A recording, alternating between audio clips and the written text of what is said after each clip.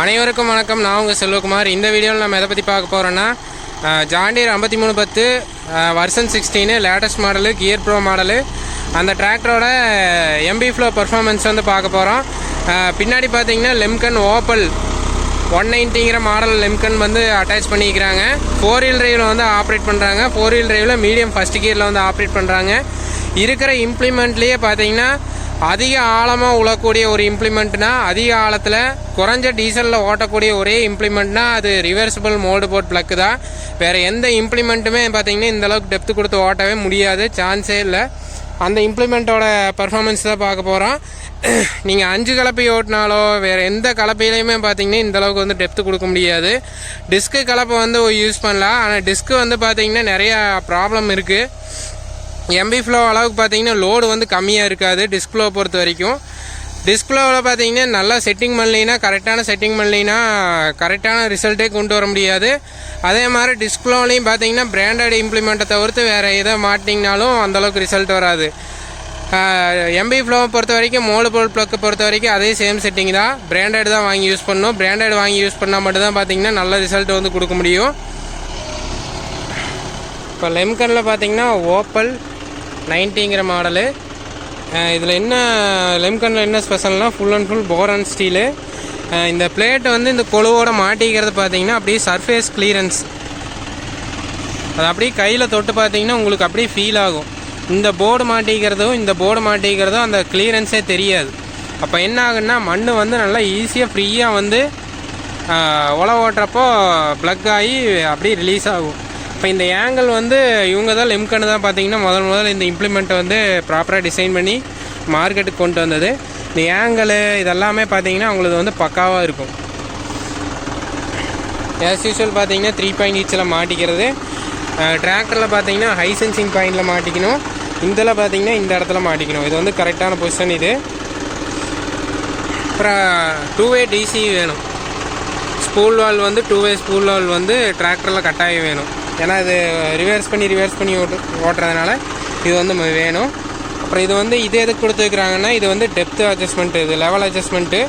இந்த இப்போ இது பார்த்திங்கன்னா இந்த லாக்கு இது 2 சைடுமே கொடுத்துருப்பாங்க. இதை எதுக்கு கொடுத்துருக்கிறதுனா உழவோட அகலத்தை செட் பண்ணுறது.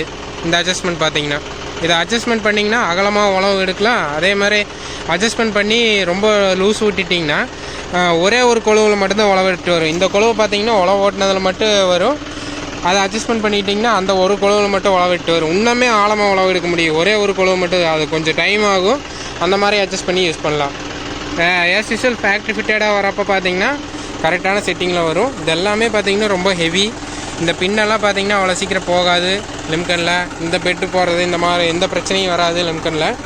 டிராக்டரில் பார்த்தீங்கன்னா 3 பாயிண்ட் ஈச்சில் மாட்டுற மாதிரியே மாட்டிட்டு ஸ்டே வந்து கம்மியாக வச்சுக்கணும். ஸ்டே அட்ஜஸ்ட்மெண்ட் பார்த்தீங்கன்னா ஓரளவுக்கு இருந்தாப்பாவது, ரொம்ப அதிகமாக வைக்கக்கூடாது. ஸ்டே அட்ஜஸ்ட்மெண்ட்டை பொறுத்த வரைக்கும் கலப்பையை இறக்கி ஓட்டுறப்போ, லெம்கன்னை இறக்கி ஓட்டுறப்போ எம்பி ஃப்ளோவை ஃப்ரண்ட்டு டிஸ்க்கும் ஃப்ரண்ட்டு ஃப்ளோவும் கரெக்டாக ஒரே டெப்த்தில் வரணும். பின்னாடி வர ஃப்ளோவும் ஒரே டெப்த்தில் வரணும். அந்த மாதிரி பார்த்தீங்கன்னா டாப்லிங்கை வந்து அட்ஜஸ்ட் பண்ணி வச்சுக்கணும். ட்ராஃப்ட் லிவர் அட்ஜஸ்ட்மெண்ட் பண்ணிவிட்டு ஹை சென்சிங் பாயிண்டில் டிராக்டரில் மாட்டிக்கணும். அதுதான் செட்டிங்கு.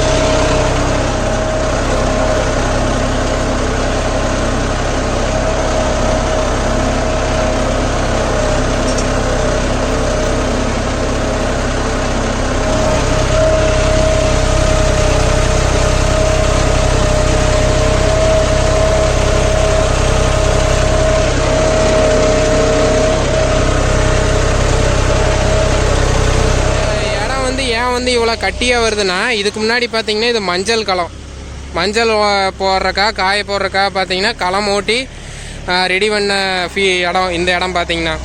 ஸோ அந்த மஞ்சள் களங்கிறது பார்த்தீங்கன்னா நல்லா ஓட்டி விட்டு நல்லா இறுக விட்டுருவாங்க. மஞ்சளை காய போடுறக்கா களம் பண்ணுறது.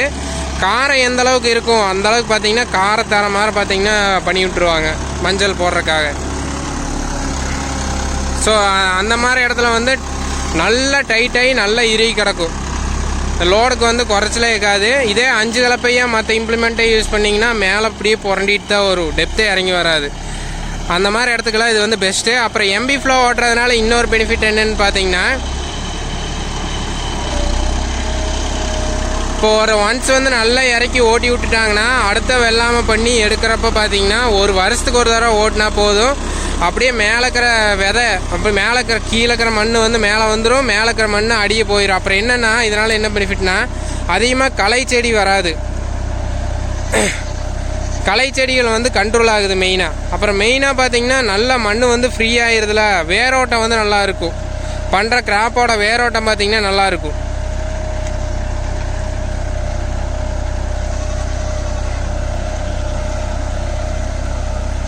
லெம்கன்லேயே பார்த்தீங்கன்னா 3 MB ஃப்ளோ இருக்குது, 4 MB ஃப்ளோ இருக்குது, அந்த மாதிரி நிறைய இருக்குது. 55 ஹெச்பிக்கு பார்த்தீங்கன்னா 2 MB ஃப்ளோ வந்து பெஸ்ட்டு. 60 ஹெச்பி 65 ஹெச்பி அந்த மாதிரி போகிறப்ப பார்த்தீங்கன்னா 65 ஹெச்பி 75 ஹெச்பி போகிறப்ப பார்த்தீங்கன்னா 3 MB ஃப்ளோ வந்து போடலாம்.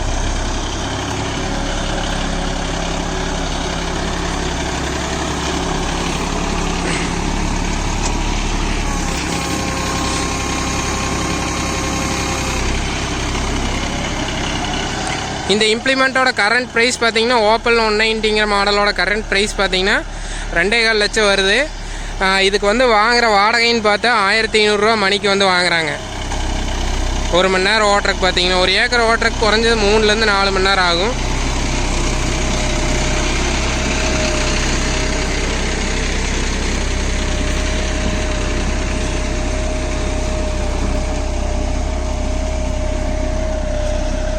சேம் நீங்கள் அந்த கலப்பை பார்த்துருப்போ விழுப்புரம் டைப் கலப்பைன்னு அந்த கலப்பை மாதிரி தாங்க சேம். அதே ஹைட்டு ஒரு இடுப்பு கட்டு உயரம் வரும்.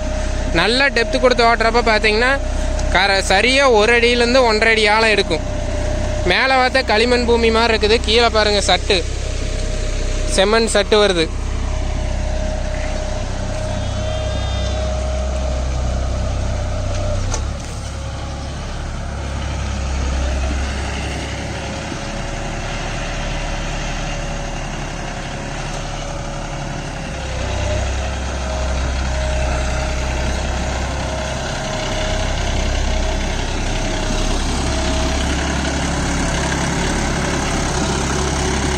ஃபோர் வீல் டிரைவில் இந்த மாதிரி ஸ்ட்ரெயிட் ஆக்சிலில் ஃப்ரண்ட்டில் 4 வீல் டிரைவில் ரொம்ப காம்பேக்டான டிசைன்னா அது ஜான் டீர் தான்.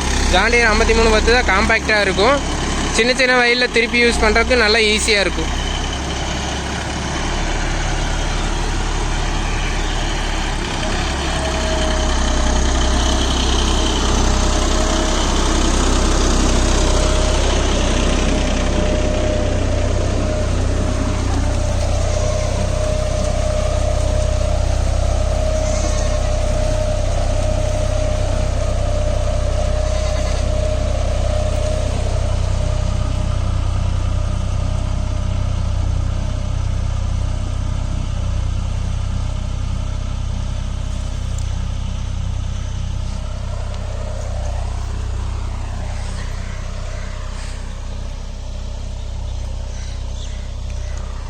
இப்போ பேசிக்காக களிமண்ணுங்கிறது வந்து எப்படி உருவாகுதுன்னா அதிகமாக நெல் யூஸ் பண்ணுறதுனால, நெல் வயல் காடுனாவே அது களிமண்ணாக மாறிடும். தண்ணி ரொம்ப நேரம் ஒரு ஃபீல்டில் நின்றுட்டே இருந்துச்சுன்னா அந்த ஃபீல்டு பார்த்திங்கன்னா மண் வந்து கருப்பாக மாறிடும். அதனால தான் பார்த்திங்கன்னா அந்த மண் வந்து அந்த தன்மை வந்து அப்படி மாறுறது. இதே ஒரு அடி 1.5 அடி ஆழம் வந்து கீழே எடுக்கிறப்ப பார்த்திங்கன்னா நீங்கள் களிமண் பூமியிலே செக் பண்ணி பார்க்கலாம். கீழே எடுத்திங்கன்னா செம்மண் வந்து வரும். ஆக்சுவலாக மண்ணோட தன்மை வந்து அப்படி தான். தண்ணி ரொம்ப நாள் நின்றுருந்துச்சுன்னா ஒரு ஃபீல்டில் அது மண்ணோட தன்மை வந்து அந்த மாதிரி மாறிடும். நம்ம இந்த மாதிரி உழவு ஓட்டிட்டு எந்த சைடு வந்து டெப்த்தை வந்து மெஷர்மெண்ட் பண்ணணும்னா இந்த சைடு மெஷர்மெண்ட் பண்ணக்கூடாது, இந்த சைடு தான் மெஷர்மெண்ட் பண்ணணும். எந்த அளவுக்கு ஆழம் வந்திருக்குன்னு பாருங்கள். சரியாக ஒரு 3/4 அடியிலேருந்து 1 அடி வரை ஆழம் வந்து இருக்கும். இதோட ஆழம் பார்த்திங்கன்னா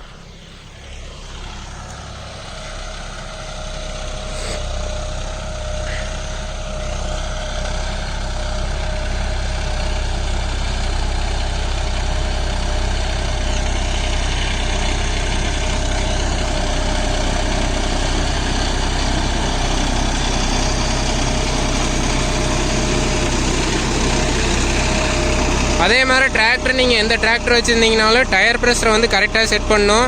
பின்னாடி 16 PSI, முன்னாடி பார்த்தீங்கன்னா 22லேருந்து 25 PSI. அதே மாதிரி வெயிட் வந்து போடணுங்க கட்டாயம். இப்போ வர டிராக்டர்லாம் பார்த்தீங்கன்னா எல்லா டிராக்டரும் ஆவரேஜாக தான் இருக்கும் வெயிட்டு.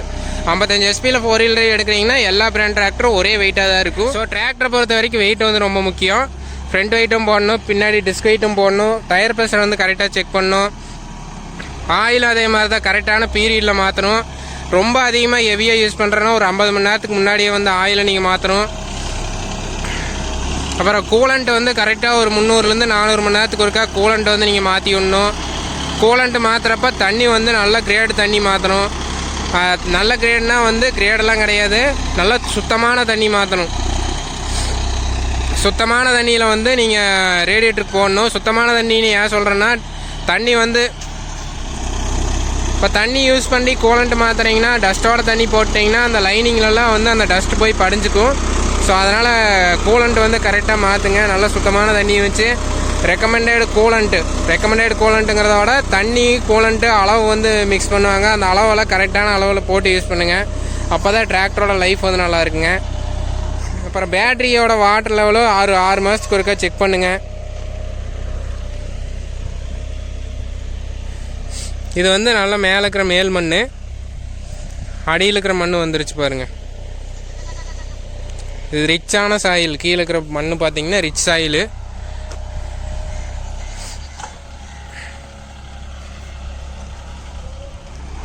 அப்புறம் இந்த மாதிரி லெம்கன் இம்ப்ளிமெண்ட் வந்து ரிவர்ஸ் ப்ளோ யூஸ் பண்ணுறீங்கன்னா ஈரப்பதம் வந்து மேலே வந்து லைட்டாக காஞ்சமாக இருக்கணும், ஆனால் அடி ஈர கட்டாக இருக்கணும். அப்போ தான் பார்த்தீங்கன்னா டெப்த்து வந்து நல்லாயிருக்கும். ரொம்ப ட்ரை ஆகி ஓட்டவே கூடாது.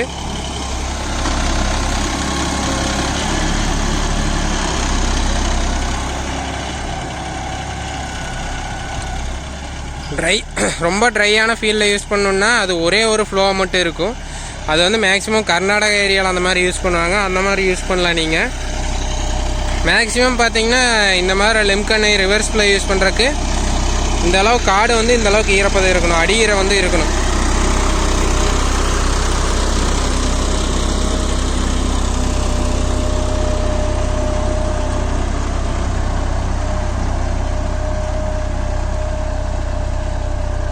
அப்புறம் லெம்கனை பொறுத்த வரைக்கும் ஒவ்வொரு ஃபிட்டிங்குமே பார்த்தீங்கன்னா ரொம்ப பக்காவாக இருக்கும். அந்த பிளேட்டை வந்து மாட்டியிருப்பாங்க, பின்னாடி வந்து ஃபிரோவில் பிளேட் மாட்டியிருப்பாங்க.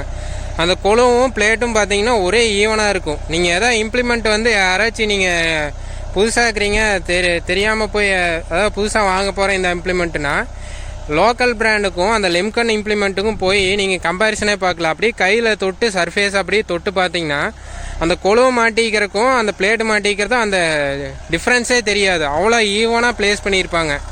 அப்புறம் அந்த போல்ட்டு ப்ளேஸ் பண்ணிக்கிறது கூட பார்த்தீங்கன்னா ஒரு லோடு ஃபேக்டராக இருக்கக்கூடாதுங்கிறக்காக அதுவுமே ஈவனாக ப்ளேஸ் பண்ணியிருப்பாங்க லெம்கனில் பார்த்தீங்கன்னா.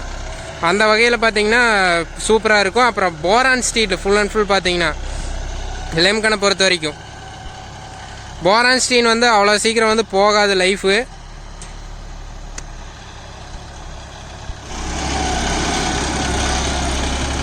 இந்த வீடியோ பிடிச்சதுன்னா மறக்காமல் சேனலை சப்ஸ்கிரைப் பண்ணுங்கள், லைக் அண்ட் ஷேர் பண்ணுங்கள். மேலும் இது போன்ற பதிவுடன் சந்திப்போம். நன்றி, வணக்கம்.